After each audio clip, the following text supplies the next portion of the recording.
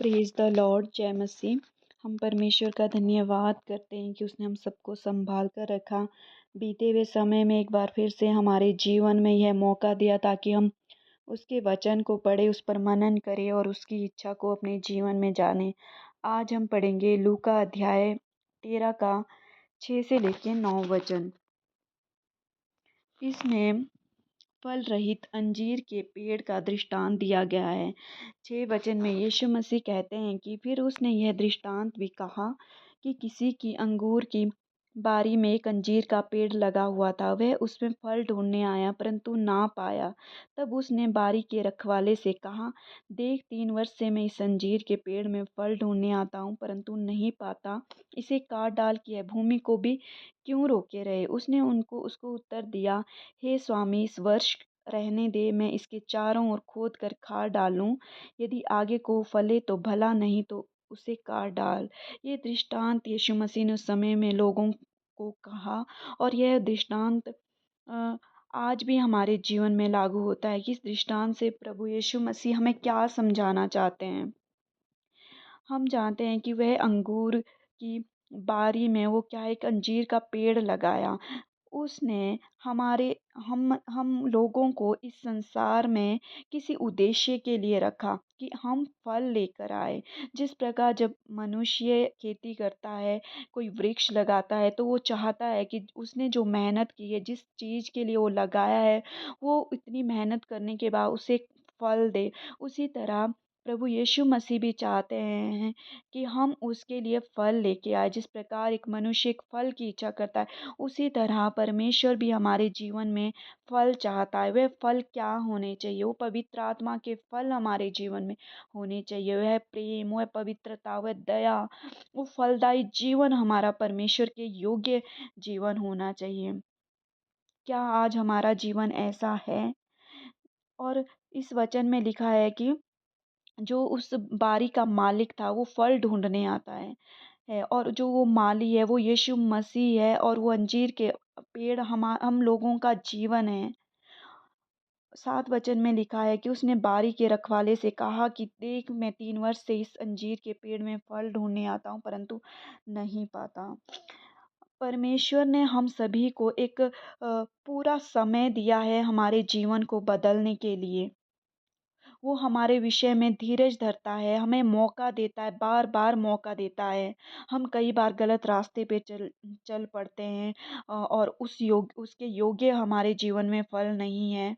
लेकिन फिर भी परमेश्वर हमारा उसी समय न्याय नहीं करता। वो हमारे विषय में धीरज धरता है और हमें मौका देता है, अपने वचन से हमसे बात करता है कि हम फिर से उसके लिए बदलने को तैयार है। और हमारा जो जीवन है वह सिर्फ एक दिखावा नहीं, एक मसीही विश्वासी सिर्फ एक दिखावा नहीं, लेकिन परमेश्वर चाहता है कि हमारा वो जीवन फलदायी जीवन हो। जिस प्रकार यूहन्ना 15:2 में भी कहता है कि उस डाली को जो मुझ में नहीं फलती वह काट डालता है और जो फलती है उसे छांटता है। और यदि हम परमेश्वर के योग्य फल नहीं लाए तो हम उस अनंत जीवन को पा नहीं सकते हैं।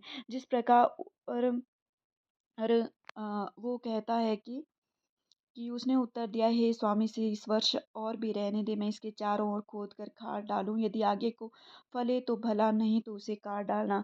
हमें इस वचन से ये बात समझने की ज़रूरत है, परमेश्वर अनुग्रहकारी है। यीशु मसीह महान पवित्र परमेश्वर है, दया करने वाला परमेश्वर है। लेकिन हमें इस बात को भी नहीं भूलना है, वो अनुग्रहकारी के साथ साथ एक न्यायी परमेश्वर भी है। वह हमें एक मौका देता है। यदि हम उस मौके को नहीं लेते, यदि आज भी हम उसके योग्य फल नहीं लाते, उसके वचन के अनुसार बार बार बोलने पर भी हम उन आज्ञाओं को नहीं मानते हैं, तो हमारा भी न्याय होगा। हम उस अनंत जीवन में प्रवेश नहीं करने पाएंगे।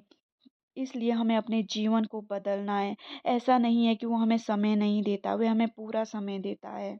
जिस प्रकार वो उस अंजीर के वृक्ष से बार बार उसमें फल ढूंढने आता है और कहता है कि 3 वर्ष में यदि इसमें फिर भी फल नहीं आए है तो क्या है, वो उसको वहाँ से उखाड़ देगा कि वो व्यर्थ ही क्यों जगह घेरे हैं।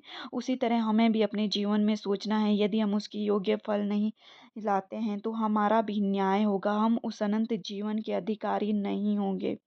लेकिन फिर भी यीशु मसीह इतना अनुग्रहकारी है, वो फिर भी हमारे लिए एक वकील की तरह हमारा फ़ेवर लेता है। वो कहता है कि जिस प्रकार वो बारी का जो माली है, वो कहता है कि अ, इस वर्ष भी इसे रहने दे कि मैं चारों ओर खोद कर खाद डालूँ।